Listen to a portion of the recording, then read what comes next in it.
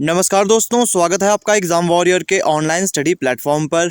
अगर आप HP police constable का रिटन एग्ज़ाम आपने दिया था और आपके अच्छे मार्क्स बन रहे हैं तो ये वीडियो आपके लिए काफ़ी इंपॉर्टेंट होने वाली है। बहुत से बच्चों के यहाँ पर डाउट आ रहे थे कि सर हम बीपीएल जनरल बीपीएल कैटेगरी में आते हैं, क्या हमें इसके मार्क्स मिलेंगे?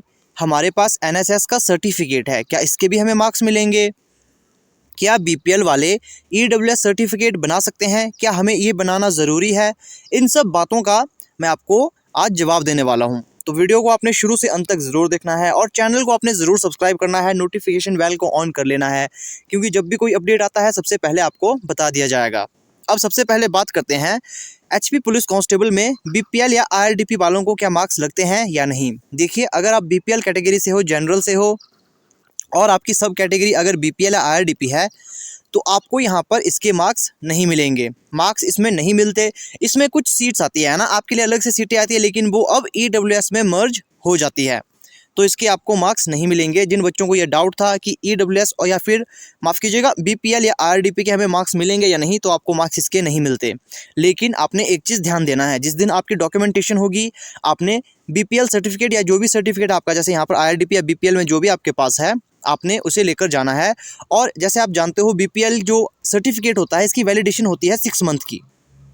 6 मंथ की इसकी वैलिडेशन होती है, तो वो आपका अप टू डेट होना चाहिए। अगर आपका ये अप टू डेट नहीं होता है आप डिस्क्वालीफाई हो जाओगे। कोई गारंटी नहीं है कि आप सेलेक्ट हो जाओगे, आप डिस्क्वालीफाइड हो जाते हो। इस चीज़ का ध्यान रखना है।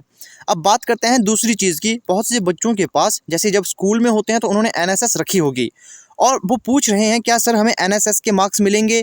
देखिए, जो भी डॉक्यूमेंट्स के पैरामीटर हमारे पास दिए गए थे, जो भी दिखाए गए थे सभी को, उसमें ये जिक्र कहीं नहीं किया गया है कि एनएसएस के आपको मार्क्स मिलेंगे।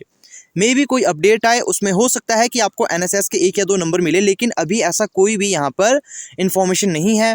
तो एनएसएस के भी आपको यहाँ पर मार्क्स नहीं मिलेंगे। यहाँ पर जो पैरामीटर दिए गए हैं डॉक्यूमेंटेशन में, किस डॉक्यूमेंट के कितने मार्क्स मिलेंगे, वो आपका एनसीसी के सर्टिफिकेट हैं, एनएसएस के नहीं।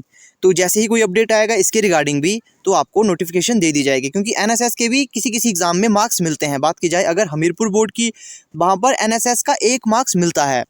तो अगर कोई अपडेट आता है इसके रिगार्डिंग तो आपको बता दिया जाएगा। आपने बस नोटिफिकेशन बेल ऑन करनी है, चैनल सब्सक्राइब कर लेना है।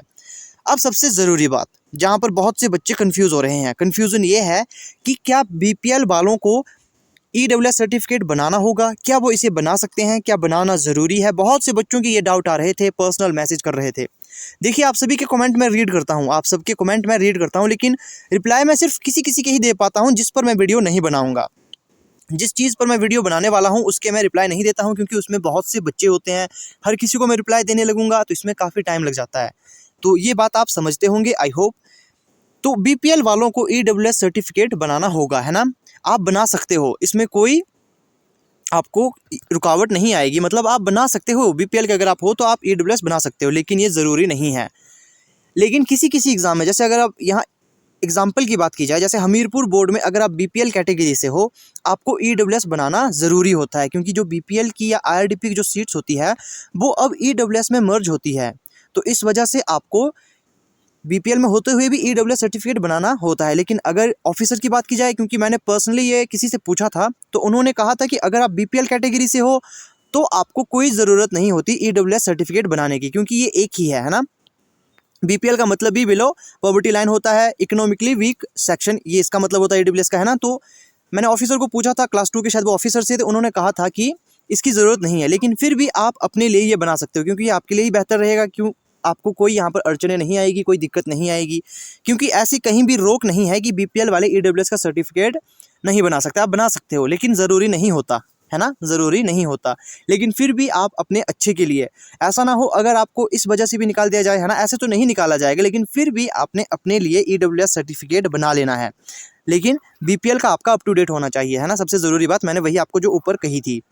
तो ये कुछ एक डाउट थी जो बहुत से बच्चों के आ रहे थे कमेंट में, बीपीएल के मार्क्स मिलते हैं या नहीं, एनएसएस के मार्क्स मिलेंगे या नहीं। एक और बात मैं यहाँ पर कहना चाहूँगा, मैंने गलती से कहा था कि सर्टिफिकेट, देखो कोई जो कैटेगरी सर्टिफिकेट होते हैं वो रिन्यू नहीं होते। तो जो रिन्यू नहीं होते उन्हें रिन्यू करने की ज़रूरत नहीं होती है। इतना बेसिक सा नॉलेज आपको होना चाहिए। मैं बस उन डॉक्यूमेंट्स की बात कर रहा था जिनकी वैलिडेशन होती है। जैसे आप बात कर लो ईडब्ल्यूएस की, लैंडलेस की, है ना। जो भी ये डॉक्यूमेंट होते हैं इनकी एक वैलिडेशन होती है। तो जो जो डॉक्यूमेंट एक्सपायर हो सकते हैं, अब जैसे एम्प्लॉयमेंट ऑफिस पे जैसे जब हम 10th और +2 की संध रजिस्टर करते हैं, तो एक बच्चे का डाउट यहाँ पर ये भी था कि सर जो हम एम्प्लॉयमेंट ऑफिस में जो हमें सर्टिफिकेट मिला है, हमें 10th या +2 वाला चाहिए या फिर कॉलेज वाला। देखो ज़रूरत यहाँ पर है 10th +2 वाला, लेकिन अच्छा यही होगा कि आप उसे मर्ज कर ले, एक ही डॉक्यूमेंट में आप उन्हें बना ले, है ना। क्योंकि ऐसा होता है कि अगर आप चाहें तो 10th +2 और कॉलेज किस एक एम्प्लॉयमेंट ऑफिस में उसे दर्ज करा लीजिए, तो एक ही यहाँ पर सर्टिफिकेट मिलता है, दो आपको लेने की ज़रूरत नहीं पड़ती। तो वैसे यहाँ पर ज़रूरत +2 वाले की है।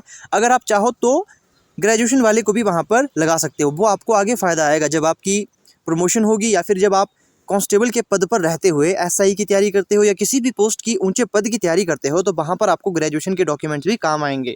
तो जिन बच्चों को ये डाउट था कि डॉक्यूमेंट्स कौन कौन से ले जाने हैं, तो सारे डॉक्यूमेंट ले जाने हैं जो भी आपकी हायर क्वालिफिकेशन है। मिनिमम यहाँ पर +2 है कांस्टेबल के लिए, है ना। मिनिमम हायर जो क्वालिफिकेशन वो हमारी +2 है, लेकिन इससे अगर आपकी ऊपर की क्वालिफिकेशन जैसे ग्रेजुएशन है या पोस्ट ग्रेजुएशन है, तो आप उन्हें ले जा सकते हो। इसका फ़ायदा आपको आगे मिलता है जब आप कोई कॉम्पिटिशन का एग्ज़ाम कंप्लीट करते हो वहाँ पर, तो आपको प्रमोशन में भी इस चीज़ का फ़ायदा मिलता है अगर आपके पास ग्रेजुएशन है या फिर पोस्ट ग्रेजुएशन है। इसके ऊपर भी मैं एक वीडियो बनाने वाला हूँ कि आप जॉब पे रहते हुए भी अगर आप सिर्फ +2 पास हैं और आप जॉब करते हो, उसके बावजूद आप अगर आगे पढ़ना चाहते हो, आगे आप प्रमोशन चाहते हो, तो उसके लिए आपको पता है हायर एजुकेशन की ज़रूरत होती है। किस प्रकार से आप आगे इसे अटेम्प्ट कर पाओगे, जो भी आपकी ग्रेजुएशन होगी कैसे आप करोगे, इन सब चीज़ों पर मैं एक स्पेसिफिक वीडियो बना दूंगा, है ना। क्योंकि बहुत से कैंडिडेट्स की या फिर बहुत से ऐसे भी लोग हैं जो +2 बेस पर जॉब लग गए, है ना, लेकिन वो अब आगे पढ़ना चाहते हैं ताकि उनकी प्रमोशन हो। तो इस चीज़ पर भी मैं वीडियो बना दूंगा कि किस प्रकार से आप अपनी आगे की क्वालिफिकेशन कंप्लीट कर सकते हो। उसमें भी आपको ज़्यादा पढ़ने की ज़रूरत नहीं पड़ती। कुछ एक स्पेसिफिक टर्म होती है जैसे इग्नू या आई शेड्यूल, तो कौन सा बेस्ट रहेगा इन सब चीज़ों पर मैं वीडियो लेकर आऊँगा। और जैसे ही ऑफिशियल आंसर की आती है, जैसे ही कोई अपडेट आता है एचपी पुलिस कांस्टेबल के रिगार्डिंग, आपको सबसे पहले बता दिया जाएगा। और अगर कोई भी डाउट आपको लगता है कि मैंने कुछ गलत बताया है या फिर आप कुछ जानना चाहते हो, तो आप मुझे कमेंट करके ज़रूर पूछ सकते हो। बाकी एक्सपेक्टेड कट ऑफ की जो मैंने बताई थी वो मिनिमम कट ऑफ है, मैं हर वीडियो में ये कह रहा हूँ, क्योंकि बहुत से बच्चे ये कह रहे हैं कि सर इतनी कम कट ऑफ नहीं जाएगी। देखिए अभी ऑफिशियली आंसर की नहीं आई है और अभी तक यहाँ पर हमें पूरा पता नहीं लगा है, क्योंकि जो भी सर्वे किया उसमें मैक्सिमम जो बच्चे आ रहे थे वो आ रहे थे 60 की रेंज में, 55 की रेंज में आ रहे थे। तो उसी हिसाब से मैंने वो आपको आंसर की या कट ऑफ मैंने प्रोवाइड करवाई थी। और एक और बात, अगर आपने अभी तक एचपी पुलिस कांस्टेबल का जो मैथ और रीजनिंग का पोर्शन मैंने करवाया था वो आपने नहीं देखा है, आप उसे एक बार देख लें, क्योंकि जो 3 मार्क्स का पजल का क्वेश्चन था वो भी मैंने करवाया हुआ है। आपको अब नहीं तो आगे इसका फ़ायदा मिलेगा।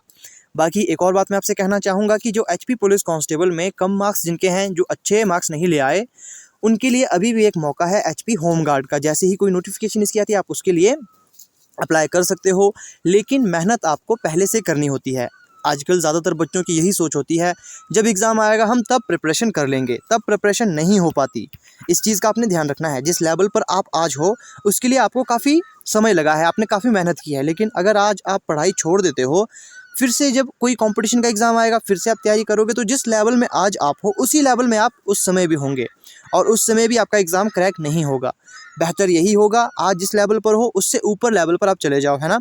आप अपनी तैयारी को इन्हांस करते रहो, अपनी तैयारी करते रहें, बीच में ना रोकें। ये आपको मैं कहना चाहूँगा। हर वीडियो में ये इसीलिए कह रहा हूँ क्योंकि हर एक बच्चा जो भी जिसके कम नंबर आए होंगे वो डीमोटिवेट हो जाता है और वो पढ़ाई छोड़ देता है।